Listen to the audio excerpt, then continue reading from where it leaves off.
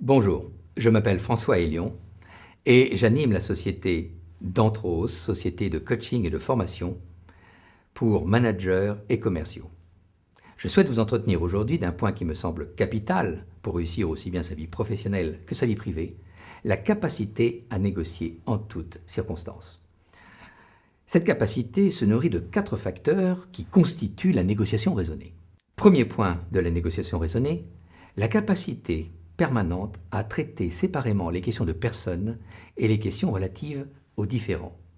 Nous avons trop tendance à nous affecter de ce que nous prenons souvent pour des attaques personnelles de la part de nos interlocuteurs, alors que souvent ils ne sont que l'émission légitime d'appréhension, de crainte, de besoin, que d'ailleurs nous avons tendance également à partager. Distinguer les questions de personnes et les questions relatives aux différents, c'est d'abord impliquer le plus tôt possible dans une négociation son interlocuteur, qu'il y ait un intérêt réel. Voulez-vous que nous profitions de cet entretien pour également aborder tel et tel problème? C'est régulièrement le faire revenir dans l'intérêt qu'il y a à négocier. C'est important pour vous, n'est-ce pas? C'est bien ce que vous recherchez, n'est-ce pas? C'est également bien s'ouvrir, verbaliser les questions émotionnelles en permanence. Dès que je sens des préoccupations, il est indispensable que je m'ouvre à elles, aussi bien d'ailleurs celles de mon interlocuteur, j'ai l'impression que vous ressentez une certaine déception, que les miennes. Je vis mal le fait que vous ayez mis cette nouvelle donne sur la table. Cette capacité à légitimer en permanence les émotions comme un élément normal d'une négociation permet justement sa facilitation. Nous disons dans notre métier que plus on est dur avec le problème, plus il faut être doux avec la personne. Être doux avec la personne, c'est par exemple comprendre en permanence. Et j'allais presque dire, moins nous le comprenons, plus nous devons affirmer notre compréhension, parce que c'est en se sentant compris que les gens s'ouvrent. C'est le fameux « je vous ai compris » du général de Gaulle, qui d'une certaine façon avait aussi à négocier son retour en 1958. C'est la capacité aussi à faire des gestes symboliques. La capacité à faire un cadeau, à savoir s'excuser dès qu'il y a matière. C'est enfin, non seulement à ne pas faire de reproches à son interlocuteur, mais à, en permanence, mettre les problèmes sur le ressenti que l'on peut avoir soi-même. Plutôt que de dire « vous n'êtes pas professionnel », il est plus intéressant de dire « je vis mal le fait que je le prends pour une méfiance, je suis déçu ». Pour vous illustrer cette première loi, j'ai envie de vous donner l'exemple suivant. Prenons le cas d'un vendeur d'appartements. Il a un acquéreur potentiel qui lui réclame une baisse des prix de 30%. Être doux avec la personne et dur avec le problème, c'est commencer par lui dire la chose suivante. Je comprends votre demande et j'aimerais vous faire plaisir, vous mettre sympathique. S'il y a bien quelqu'un à qui je vende cet appartement, c'est bien vous. Si je prends ce risque de vous mécontenter alors que vous m'êtes sympathique, c'est que vraiment je ne peux pas. Alors que souvent, nous allons procéder de façon inverse. Nous avons l'habitude, quand nous voulons faire pression sur les prix, par commencer à dénigrer le bien que nous voulons acheter. Ce qui donne qu'une envie, en général au vendeur, d'essayer de vendre à quelqu'un d'autre qui lui est par ailleurs beaucoup plus sympathique. Deuxième point important de la négociation raisonnée, se concentrer sur les intérêts réellement en jeu et non sur les positions ou les réclamations initiales. Nous disons la réclamation initiale est rarement la demande finale. Nous dramatisons beaucoup trop ce qui nous sépare de nos interlocuteurs. Rappelons-nous au contraire la belle phrase de La Rochefoucauld, « Les gens se distinguent par ce qu'ils montrent, mais se rapprochent par ce qu'ils cachent. » Et plus souvent que nous ne le pensons, nous avons des intérêts sur le fond qui peuvent être totalement compatibles. Alors encore, pour cela, faut-il procéder d'abord par un système de questionnement.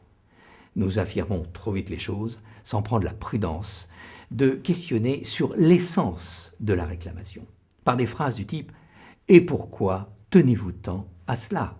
Qu'est-ce qu'il fait que vraiment vous souhaitez cela. Les demandes réelles sont les moteurs silencieux de l'action, alors que les réclamations n'en sont que la manifestation bruyante et qui nous impressionne de trop. Prenons là aussi un exemple. J'ai un jour un différend avec mon épouse qui me reproche de ne pas lui avoir offert de fleurs depuis pas mal de temps. Le conflit est en train de monter en tension. Alors là, j'ai intérêt à appliquer mes outils. Et posons une question qui monte aux intérêts réels, en osant lui dire « Et pourquoi d'abord tiens-tu tant à ce que je t'apporte des fleurs ?» Alors, bien sûr, la question semble évidente. Mais ce qui est surtout intéressant d'analyser, c'est l'évidence de la réponse. Eh bien, c'est évident, pour faire voir que tu as une famille, que tu tiens à nous. On ne te voit plus, tu ne t'intéresses pas à nous. Tu n'accompagnes même pas ta petite fille Laura à l'école le samedi matin. Eh bien voilà, nous connaissons la demande réelle. C'est l'accompagnement. Ce qui se traduit dans ma position par la phrase suivante, tu veux dire, ma chérie, que si je prends l'engagement d'accompagner ma petite fille, disons au moins 2 samedis par mois, il n'y a plus de problème en ce qui concerne l'absence de fleurs. Troisième point important, la capacité à imaginer un large éventail de solutions permettant un bénéfice mutuel avant de prendre sa décision.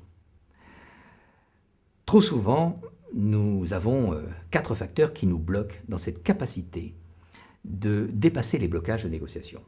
D'abord, les préjugés. Ensuite, la croyance qu'à tout problème, il n'y a qu'une solution, une solution unique. Également la croyance que le gâteau est fixé une fois pour toutes. Et enfin, l'idée que c'est au protagonisme de régler ses propres difficultés, que nous n'avons pas à l'y aider. Eh bien, le négociateur raisonné va faire exactement l'inverse. D'abord, pour éviter d'avoir des jugements à l'emporte-pièce, systématiquement, il fera précéder ses affirmations par soit des questionnements, soit l'émission de ses préoccupations. Ensuite, plutôt que de rechercher une solution unique, il essaiera en permanence de proposer des choix sur des objectifs mutualisés, en essayant d'ailleurs souvent de les fractionner. Ensuite, reprenons cette image de la poire qui est coupée en deux, plutôt que de dire vous voulez 100, je veux 50, tranchons à 75, qui est déjà sortir de la négociation, d'avoir plutôt un esprit de répartition mathématique, il dira d'abord soit pourquoi tenez-vous tant à avoir une poire, soit et si nous changions de poire, et si nous en prenions une autre de dimension plus importante, et si nous parlions d'un gâteau à la poire. Cette capacité à ouvrir l'espace et qui s'appelle la créativité. Enfin, il faut se sentir concerné par la difficulté de son protagoniste à prendre lui-même des décisions. Il faut lui faciliter la prise de décision. Et pour ça, lui faire d'abord plus d'offres que de menaces. Et ces offres, les lui présenter en général dans des principes qui sont les siens. Ce qui lui permet aussi de sauver la face. Quatrième élément important de la négociation raisonnée, le fait d'exiger en permanence l'emploi de critères objectifs à l'appui de ses demandes et la capacité à accepter les raisons réelles de son protagoniste. Face à une critique, par exemple, nous avons intérêt, plutôt que de répondre à la critique, de monter aux critères. Prenons un exemple, quelqu'un me dit « oui, mais c'est complètement inutile d'avoir ce type d'approche ou de service ». J'ai intérêt à lui dire « par rapport à quels critères d'utilité ?» C'est une façon de monter aux critères en mettant de côté les critiques. Ce quatrième facteur, c'est aussi la capacité, dès le début d'une négociation, à négocier en quelque sorte la négociation autour d'un principe. Exemple, on est bien d'accord, monsieur, que nous visons un accord durable. Nous sommes bien d'accord que nous visons un accord équitable. Pensez-vous une seule seconde que votre protagoniste va dire « non, non, vous savez, moi je préfère un accord qui soit provisoire et surtout quelque chose d'inéquitable ». C'est très rare, on prend très peu de risques. Et même si cela arrivait, eh bien un bon entendeur salue, on sait à quoi s'en tenir. En général, les gens vont dire « mais bien sûr ». Ce qui vous permet, dès que votre position deviendra difficile. Par exemple, il vous demande une baisse de prix et n'offre rien en contrepartie. Ça vous permettra de lui rétorquer « monsieur, tout à l'heure, nous nous sommes bien mis d'accord sur un accord équitable. Pensez-vous vraiment que le fait de me demander une baisse des prix de 30%, alors que, en contrepartie, vous ne m'offrez rien, soit si équitable que cela ?» En un mot, nous disons qu'il vaut mieux céder à des principes qu'à des pressions. Nous venons de voir les 4 facteurs fondamentaux d'un bon négociateur et d'une bonne négociation raisonnée. Vous voyez bien qu'ils impliquent en fait 2 caractéristiques un peu complémentaires, masculines et féminines, de l'être humain. Comme on dirait aujourd'hui, son yang et son yin.